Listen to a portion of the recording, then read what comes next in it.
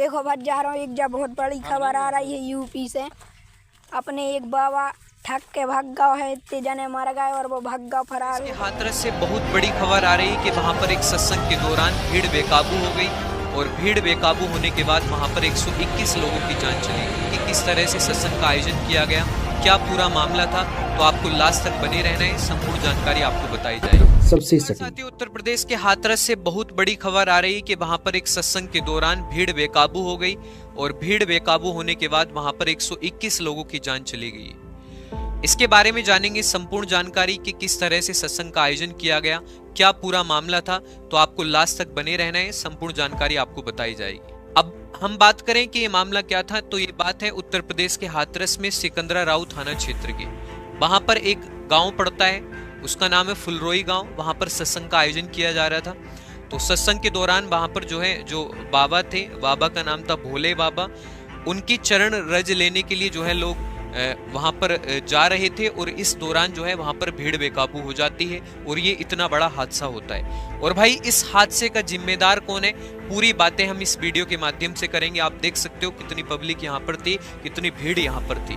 दूसरा, यहाँ पर लगभग ऐसा माना जा रहा है कि 2.5 लाख लोग आए थे यहाँ पर। 2.5 लाख लोगों का ये सत्संग था और किस तरह से सत्संग आयोजित किया जा रहा था वो भी मैं आपको बताऊंगा। दूसरा, यहाँ पर जो ऐसा माना जा रहा है, जो मृतक अर्थात जिनकी डेथ हुई है उसमें सबसे ज्यादा महिलाएं और बच्चे शामिल हैं। और अगर हम बात करें कि इतना बड़ा सत्संग आयोजित किया गया और पुलिस प्रशासन इसके लिए भाई वहां पर तैयार नहीं था, तो ऐसे कैसे सत्संग का आयोजन किया गया। ठीक है, देख सकते हो आप किस तरह से वहां पर लोग परेशान हैं, रो रहे हैं। भाई, अपनों का दुख होता है बहुत ज्यादा, जब अपने चले जाते हैं इससे तो बहुत ज्यादा दुख होता है। सुरक्षा व्यवस्था वहां पर पर्याप्त नहीं थी। ठीक है, सबसे पहला कारण है सुरक्षा व्यवस्था वहां पर पर्याप्त नहीं थी। ठीक है, सुरक्षा में कमी के कारण ही ऐसा हुआ है। दूसरा, पहली बात ये बनती है कि ये किसका सत्संग था, तो ये सत्संग है भोले बाबा का। भोले बाबा का नाम है नारायण साकार हरि। नारायण साकार हरि का असली नाम है सूरज पाल सिंह।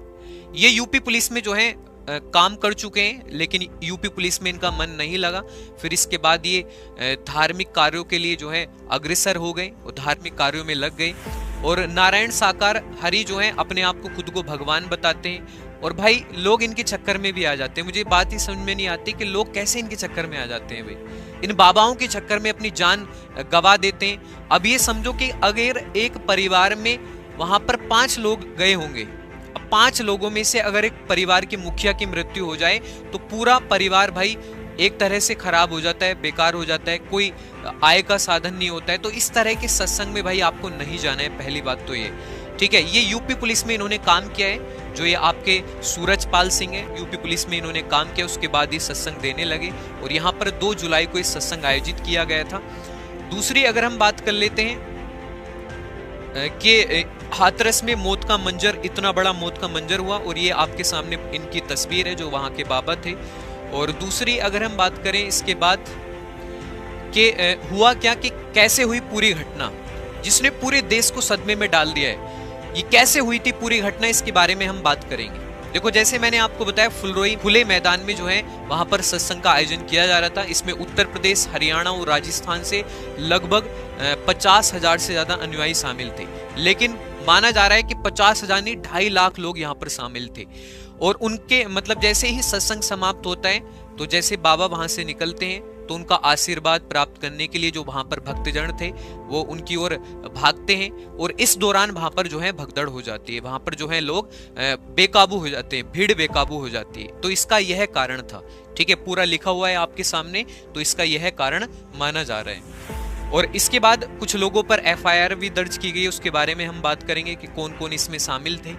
और लापता की तलाश, भाई वहां पर कुछ लापता है, ये संख्या बढ़ भी सकती है। ठीक है, ये संख्या मैंने आपको बताया, जो मृतकों की संख्या ये बढ़ भी सकती है। और इसके बाद अगर हम बात करें तो मैंने आपको ये बताया कि यहाँ पर 121 लोगों की जान गई है। उसके बाद सरकार ने बोला है कि जो मृतक परिवार है उनको सरकार 2 लाख रुपए देगी और जो घायल हैं उनको सरकार 50,000 रुपए देगी। ठीक है, यहाँ पर यूपी में ये घोषणा की गई है यूपी सरकार के द्वारा। इसके बाद एक सबसे बड़ी खबर यहाँ पर ये निकल के आ रही है कि लाशों का ढेर देखकर उत्तर प्रदेश में एक सिपाही था, उस सिपाही की भी डेथ हो गई।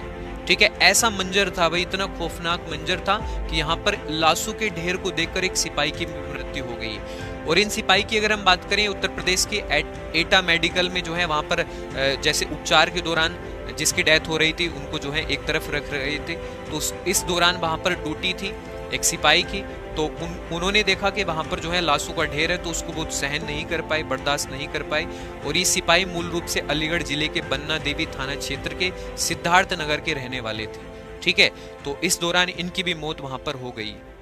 दूसरी बात हम यहाँ पर एक और करेंगे कि यहाँ पर जो एफआईआर दर्ज की गई है उसमें जो है देव प्रकाश मधुकर मुख्य आरोपी है, जो सत्संग का आयोजन कर रहा था। ये मुख्य आरोपी है देव प्रकाश मधुकर, यही सत्संग का आयोजन कर रहा था, इनके ऊपर एफआईआर दर्ज की गई है। और यहाँ पर सबसे बड़ी बात निकल कर ये भी आ रही है कि भाई जो बाबा थे इनके ऊपर एफआईआर दर्ज नहीं की गई है, भोले बाबा के ऊपर। तो ऐसे कैसे कर रही है सरकार? भाई सत्संग तो भोले बाबा दे रहे थे, ठीक है, उनके ऊपर एफआईआर दर्ज होनी चाहिए। और आप सभी को बताना है कमेंट करके क्या भोले बाबा के ऊपर एफआईआर दर्ज होनी चाहिए। और ऐसी ही शानदार जानकारी प्राप्त करने के लिए आप जुड़े रहें हमारे साथ, और इसी तरह से हम आपको सबसे पहले ऐसी ही शानदार जानकारी देते रहेंगे। ठीक है, तो बने रहें हमारे साथ। जय हिंद, जय भारत।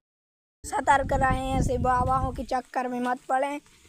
वो बाबा यहाँ पे 121 लोगों की जान गई और वो फरार हो गया, इसलिए अंधविश्वास में ना पड़े। जय हिंद, जय भारत।